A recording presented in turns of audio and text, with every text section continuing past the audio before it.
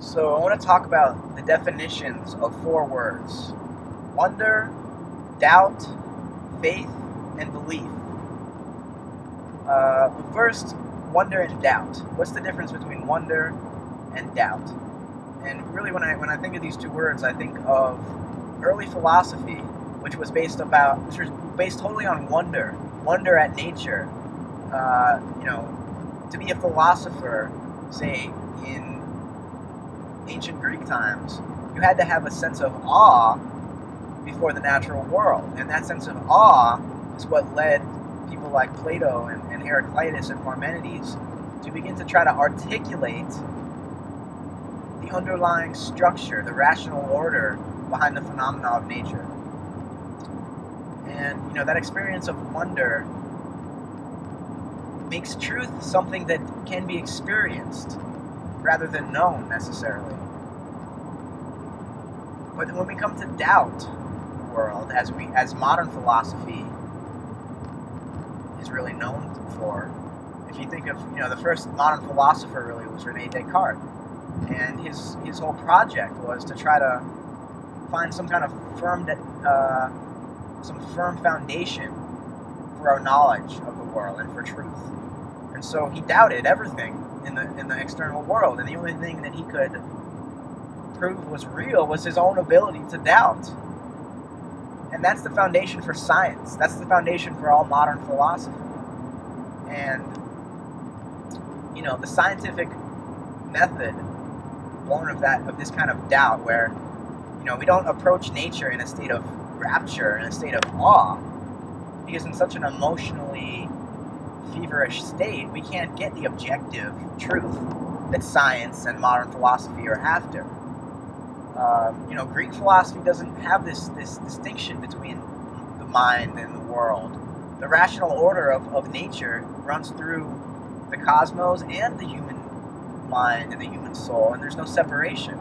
But when we come to modern philosophy, when we start to talk about doubting the world, that all changes. All of a sudden, we are cut off from that primal state of unity with nature, and we have to come to know it again, abstractly, mechanistically, because we have to be in a sober state of mind, not at all in a state of wonder before nature, but rather in this more, official state of like a scientific attitude, not emotional, totally withdrawn and sort of cut off from the emotional quality of life. And then our goal is then to find some kind of truth that has nothing to do with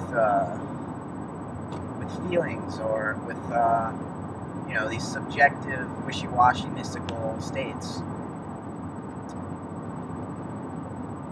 And all of science is based on this. And I think the problem with that approach, with this beginning with doubt, is that some aspects of reality require faith to exist. Now, if you doubt these certain things, you will never know that they're there, and yet they are there if you change your state of mind. For the person that has faith, they don't have faith because they believe in something. Because faith and belief are two very different things. They're almost opposites. Belief means I have this specific set of ideas that I hope, fervently, I hope they are true. I wish that the way I conceive of the truth is the way it really is. That's a belief. Faith is trust in the unknown. It's an openness to the truth, whatever it may be. But certainly it is an understanding that the truth is there if only I could recognize it. For the doubting scientist, truth is something,